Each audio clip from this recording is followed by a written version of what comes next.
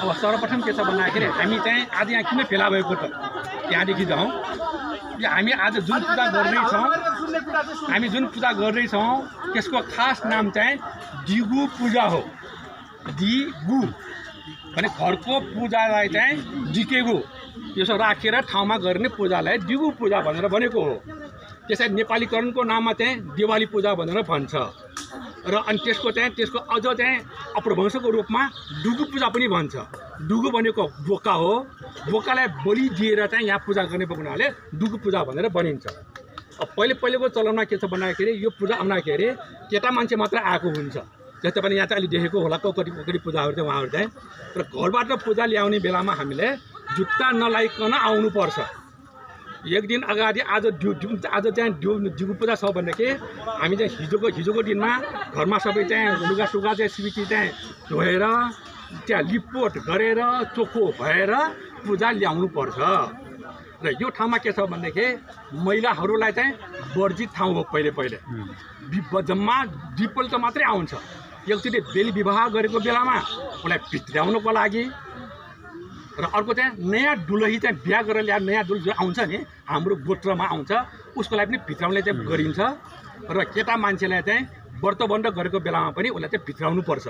र भित्राउनु पर्ने बेलामा हामीले चाहिँ तान्त्रिक विधिबाट गर्नुपर्छ। हामीहरूको खास नाम चाहिँ हामी जति पनि मान्छेले छन् जात अनुसार चाहिँ हामीले वर्गीकरण गरेको छ। हामीलाई खास भनेको चाहिँ भारी हो। हाम्रो चाहिँ नाम सुन्नुभएको कसै नाम सुन्नुभएको कि छैन? हामीलाई भारी भन्छ। भारी भनेको चाहिँ खाना पकाउने। अब अरू हाम्रो नयाँ शब्दले हो भने सेफ, त्यसको चाहिँ इन्चार्ज भारी। अनि चाहिँ उसले चाहिँ मान गरेर बनाउने भनेर भारी जू भनेर भन्छ। जे कर्मचारी उसलाई चाहिँ आचा हो चाहिँ होइन, उसले चाहिँ आचा जू भनेर भन्छ। अब हाम्रो बाहुन बाजे उसलाई चाहिँ बजू भनेर भन्छ। चिना हेर्ने जोशी छ उसलाई चाहिँ जुसी जू भनेर भन्छ। अब हामीले चाहिँ अब तपाईँलाई गाली अब घुसेर भन्नु पऱ्यो भने चाहिँ भारीजू भनेर यसो भन्छ। ऊ को हो? फलाना भारीजू हो भनेर भन्छ। अब मान गऱ्यो भने उहाँ चाहिँ भारी बोजू हो भनेर भन्छ। त्यसरी चाहिँ विभिन्न केले गर्छ। यहाँ हरेको टाइम हेर्नु हो भने आचाजू, खिचाजू, ब्यान्जू, कोजू, ढोजू, छुन्जू, फाजू यसरी हरेक आएको हुन्छ। त्यसमध्येमा हामी चाहिँ भारीजू पऱ्यो। र हामी चाहिँ के छ भने जनैधारी हो, दीक्षाधारी हो। हामी चाहिँ अब विभिन्न कालखण्डले चाहिँ विभिन्न अवस्थाले गरेर हामीले चाहिँ छोड्यो कुरो बेग्लै भयो। तर हामी चाहिँ के छ भने अब यहाँ चाहिँ हामीले चाहिँ बलि दिएर पूजा गर्नु पऱ्यो भने कर्मचारी आचार्य नै राख्नुपर्छ र उसले तान्त्रिक विधि अनुसार चाहिँ पूजा गर्नुपर्छ र तान्त्रिक विधि अनुसार चाहिँ भित्र्याउनुपर्छ। र तपाईँले चाहिँ सुन्नुभएको छ कि छैन?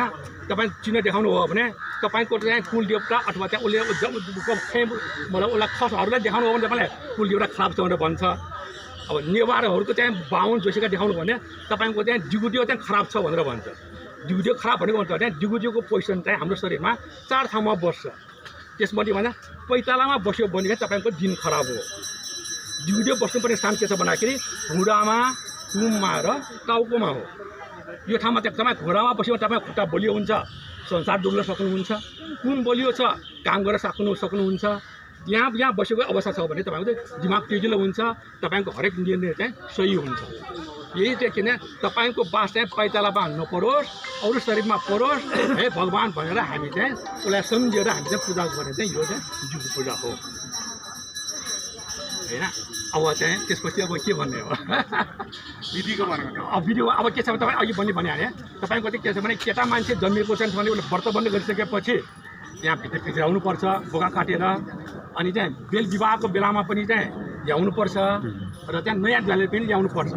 तपाईँको बोकाको टाउको चाहिँ जुन काटिन्छ भने त्यसले सिउ भनेर भन्छ। त्यसलाई चाहिँ त्यो हरेक पार्ट हुन्छ। टाउको चाहिँ 8 भाग हुन्छ, पुच्छर समेत चाहिँ 9 भाग हुन्छ। अब हाम्रो भोगा के छ भने प्रायः जस्तो आइमाईले चाहिँ सिउको हकदार छैन।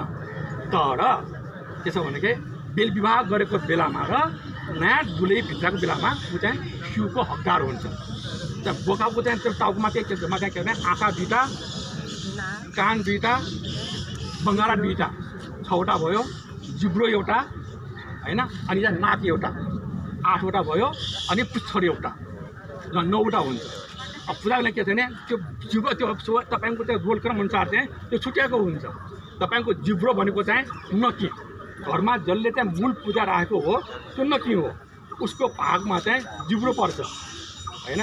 अब चाहिँ त्यसपछि अब रोल क्रम अनुसार के चाहिँ अब दाहिने आँखा देब्रे आँखा त्यो चाहिँ कान दुईवटा कान अनि बङ्गारा हुँदै अन्तिममा आएर चाहिँ यो नाक चाहिँ के छ भने जो कर्मचारी चाहिँ पूजा गर्छ उसको भागमा चाहिँ नाकको भाग चाहिँ पर्छ उसलाई चाहिँ जो चाहिँ सबभन्दा चाहिँ भएको म चाहिँ कनिष्ठ उसलाई चाहिँ पुच्छर पर्छ त्यो सिउ चाहिँ लिनुपर्छ।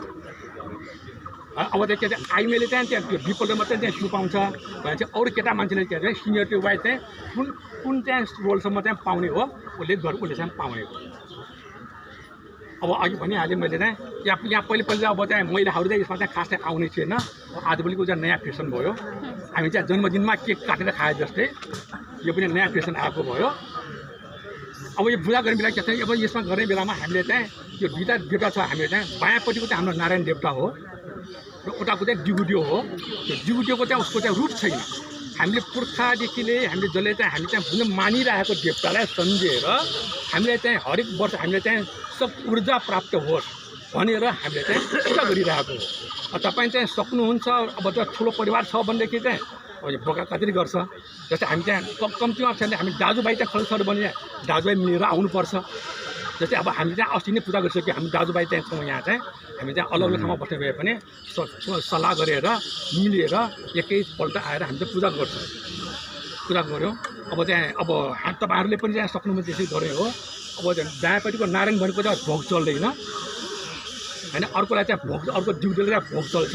तपाईँको आइतबार र बिहिबार हामी चाहिँ अक्षय तृतीयामा चाहिँ सुरु हुन्छ हाम्रो सिद्धनगरसम्म र आइतबार र बिहिबार हुन्छ। अब यो चाहिँ सारांश भयो। अब यहाँ हामी कहाँ के चलन छन् भन्दाखेरि चाहिँ कोहीको मान्छेको चाहिँ योभन्दा अगाडि पनि चाहिँ गर्नेहरू पनि छन् दिग पूजा भनेर चाहिँ निवार समुदायमा कसैको चाहिँ के चाहिँ मङ्सिरमा गर्नेहरू पनि छन्।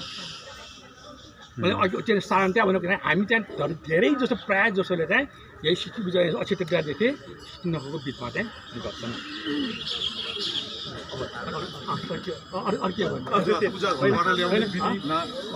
अब मैले अघि भने मलाई के छ भने करिब करिब हाम्रो गोविन्दलाल राजभण्डारी काका चाहिँ पहिला लामी डाँडामा जागिरसम्म खानुभएको थाहा भएको थियो। त्यतिखेर एकजना राजभण्डारी आउनुभएको छ भन्ने चाहिँ त्यहाँ सुनेको हो तर हामीले गरेन। पछि आएर हामी चिनजान हुँदै जाँदाखेरि उहाँ नै हुनुहुँदो रहेछ र हामी अहिले जोडिएका छौँ र धेरै कुराहरू चाहिँ उहाँले भनिदिनु भयो र धेरै कुराहरू हाम्रो ऐँसेलो खर्च खोटाङ ओखलढुङ्गा सोलुमा पनि उहाँले भने जस्तै गरिएको छ गरिएको चलन छ।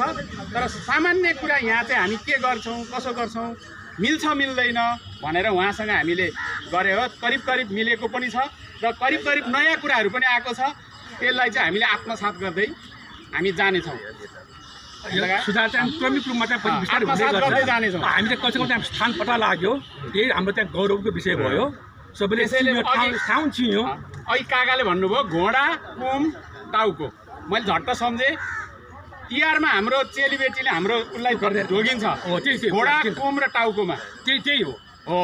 यहाँनिर यहाँ आएर मिल्छ यो कुराहरू हाम्रो दिगुदो पूजाको कुरा र दसैँमा तिहारमा गरिने चेलीबेटीले गर्ने पूजा त्यहाँ आएर मिल्छ भन्ने कुरा मैले झट्टै सम्झेँ। यति कुरा राख्दै म बिदा भएँ। अब एउटा कुरा आएको थियो त्यो दसैँमा चाहिँ तपाईँले चाहिँ मलाई चाहिँ बोली दिने भनेर दसैँ पूजा कसरी गरिन्छ भन्ने कुरोमा दसैँ भनेपछि हामीले गर्ने चाहिँ आराधना गर्ने भने खास चाहिँ दुर्गा देवी भगवतीलाई गर्ने हो। अब हाम्रो घरमा पनि दुर्गाको मूर्ति त हुन्छ नै। अब हामीले के छ भने सम्भव भएसम्मलाई चाहिँ त्यो दुर्गालाई चाहिँ अलग कोठामा राखेर पूजा गर्ने हो। अब कति मान्छे त्यहाँ ठाउँ पुग्दैन होला भयो भने चाहिँ अरू देवता जति चाहिँ एक ठाउँमा अलग त्यो दुर्गा भवानीलाई मात्र चाहिँ अलग ठाउँमा राखेर पूजा गर्ने हो। किन दुर्गा भवानीलाई त के भन्छ भोग चल्छ। त्यो तपाईँको त्यहाँ नारायण पनि होला शिवजीको महादेवको मूर्ति पनि होला त्यहाँ त उसलाई त भोग चल्दैन। भएपछि भोग चल्नेसँग नचल्नेहरू चाहिँ छुट्याउनु पर्यो। सके चाहिँ अलग कोठामा राख्ने हो। जो आगम कोठा भयो। अब कोठा पुग्दैन भनेदेखि चाहिँ अब त्यहीँ गर्नु छ भनेदेखि अलग छुट्याएर गर्नुपर्छ। र हामीले चाहिँ बलि दिने भनेको चिज चाहिँ नवमीको दिनमा भगवतीलाई दिने हो। हामीले सक्नेले चाहिँ बोका राख्छन् त्यो पनि कम भयो भने हाँसको बलि दिन्छ। त्यो पनि चाहिँ गाह्रो भयो भने हाँसको अन्डा भए पनि चलाउने हो। र हामी चाहिँ बलि दिएपछि हाम्रो चाहिँ विशेषता भनेको कालो टिका मोनी हो। मोनी चाहिँ थाप्नुपर्छ हामीले। र अघि चाहिँ कसैलाई चाहिँ हामी चाहिँ दसैँमा चाहिँ बलि कसलाई दिने हो भन्ने कुरो चाहिँ आएको हुनाले यो कुरो पनि मैले भनिदिएको